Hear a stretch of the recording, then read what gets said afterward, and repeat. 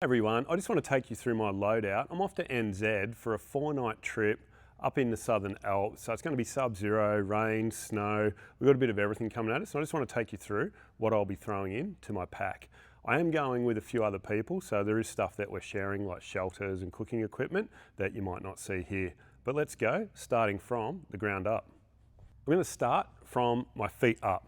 I like to wear a nice thin pair of merino socks. These are the Wilderness Wear Fusion Light. I like thinner socks during the day because they dry out quicker, they don't absorb as much water, because we will have wet feet from crossing rivers. At night, I like to put on a big thick pair to keep my feet warm at night, and then I just carry another thick pair just to wear as my boots dry out throughout the week. I've also got the waterproof socks, so when I'm putting my feet back into the wet boots in the morning, I don't get cold feet straight away. Got a couple of pairs of gloves, just a normal, pair of windstoppery light mid-layer gloves, and I like my light waterproof sealskin gloves that I just wear during the day. For footwear, I'm wearing the lower Rangers. Love the Rangers, they're just so good for that mixed terrain that you get in NZ, where you might be walking along river flats, but you also get a bit techie as you're going up mountains. It's going to be freezing, there's going to be snow and ice, so I've just thrown the micro spikes in, just for that extra bit of traction and safety while we're out there. Moving up through my base layers, I've got a pair of like Kuyu zip-on pants, which are great, 3/4, which is good so you don't get wet at the end of them. I'll just wear them as I need to. My daily wear, I wear a Wilderness Wear Fusion top. This one is about 4-year-old and I just love it, and it's just perfect to wear all day long.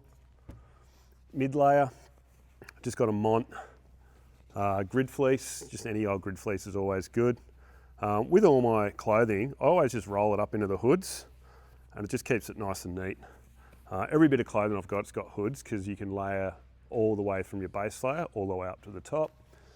Mid layer, insulation layer. I've got the Mont Guide hoodie because it's just really good when you're in that sort of, do I need a raincoat or do I not need a raincoat? You can get away with it because it has got that Hydronaut and it is waterproof. My rain layer is the Mammut Taste Jacket, and once again I've just rolled it up into the hood, secured it with the elastic band.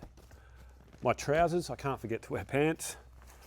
I'm just wearing the Kebs. The reason I like the Kebs is because I'm going to wax them all up so they're nice and waterproof, super stretchy, but with the gator hook on the end of it, I can hook the gaiters on to my boots, and it stops all the snow and crap just getting down in my boots, and I don't have to wear gaiters, which is just one less thing to carry and worry about for weight.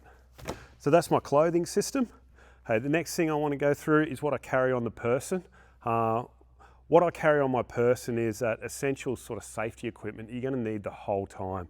For me, that bit of equipment is my binocular harness, because I've always got my binoculars on me, which have got my binos, a rangefinder. Moving in close, I've got a backup headlamp. This one is like 15-year-old Petzl E-Light. They are so good as a backup headlight. And I just keep it in its little case because the light's so tiny you'll lose it. It's got a little whistle on it, which is handy. And that's my backup headlamp that I use, and I rarely use it for anything other than an emergency or when I need really low light. That lives in my bino harness, as does my InReach, which I always like to keep on me in case I lose my pack or get separated. I've got that InReach on me for texting back and forth. Inside my harness, I keep a heap of fire lighting tinder. So I've got like fat wood, rope, Vaseline, everything you need to try and get a fire going. I haven't put any of my fire lighting gear in here because for dangerous goods, because I'm flying out. An emergency bivvy. Once again, this has got a whistle on it as well. You can't have enough whistles. They're great for when you're in the hills for signalling and rescuing. I keep that in there. My PLB, I actually keep on me, not on my bino harness, on my belt. And I keep that there so it's always on me. 2 forms of communication always, being my InReach for that 2-way satellite text and the PLB for that emergency. Also in the bino harness, I've got another whistle because you can never have enough. And I've just got a small knife, earplugs, like all sorts of bits of kit in the back of that. I'll keep all my electronics, I'll keep in a little bag. What's not in here, I've normally got my other power bank, but that's on the charge. I've got my little backup magnetic power bank for my phone, a multi-use cable, backup AAA batteries for my primary headlight. My primary headlamp is a good old Petzl Actic core. I love the core because it's got that core battery, so I can recharge it. The batteries last so long, but if I need to, I can rip it out and just put 3 AAAs in there in emergency, which are all sealed up in there, ready to go. Cool, so that's what I carry on the person. Of course, I've got a couple of hats and what have you that I'll wear as well. Cool, next thing we'll go on with is my sleep system. My sleep system, I've got in there, I've got my Thermarest NXT X-Therm, and I've just got the large size, the mummy shape, just to save a weight. It's R7, which is sort of what you want for this winter. I've got my Mont Helium 680 box foot bag in there. I've got my pillow, and I've got a warm top in there as well, just a light merino, just to wear at night. And I compress it all just in the pump bag I do, because it doubles as a dry bag. And unlike when you put them in round compression sacks, which is trying to fit like a whole heap of round balls in a bag, I like keeping it in that because that'll just form the shape and form the base of my pack at will, and saves a lot of space. So that's my sleep system. I might take a liner, I might not.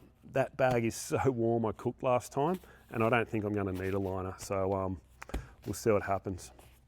Sit pad, essential, because what we do when we head out, we're sitting on the edge of the mountain all day, and having that little sit pad just to keep your butt warm and comfortable is good to go. Even when you're standing around on the frozen ground, standing on your sit mat makes your feet warmer.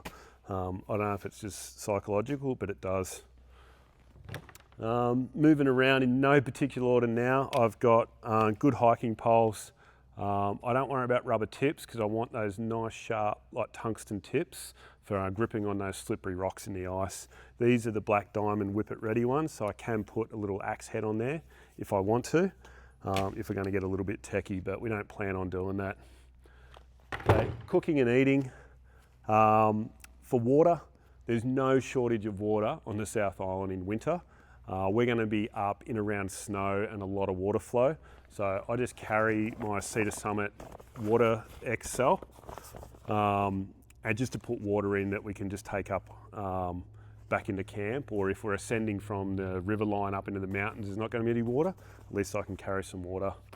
I always carry a Nalgene bottle just for scooping, my cup, what I'll be using for cooking with. Predominantly we'll be cooking on the TP stove, and we've also got another stove that one of the other lads is carrying. With my food, I've just chose a bit of a mix, so we planned it all out. I'm literally flying in to NZ on Monday night, jumping straight in the car. We're driving 5 hours at midnight to get into the trailhead in the morning. So this is a jam-packed trip. We planned every second of it out. So I've got my evening food for Tuesday night, Wednesday's food, Thursday's food, Friday's food, and we're pulling out midday Friday. And then we'll just be walking straight back out to the car and coming back up to Christchurch. So I haven't got a full day's food in there. Between us, we'll have enough, and we'll have a bit of extra food as well. And we plan on sourcing some food while we're out there. All of that will go into my trusty old pack that I've had for many, many years that I'm quite physically and emotionally attached to, so I will not be upgrading that anytime soon. And that's about it for what's going in my pack. There's a few things that might get put in there, might get taken out. If you think I'm missing anything, just drop a comment in the bottom or just reach out to us, and I want to know what you guys keep in your packs when you head out. What can't you live without? What must you always take, and what you'll never take again? I'd love to hear that, so drop it in the comments. And also, if you like these content videos that we're pumping out, I'd really love you to hit the subscribe button so we can unlock more features to continue to deliver you informative content. Thanks.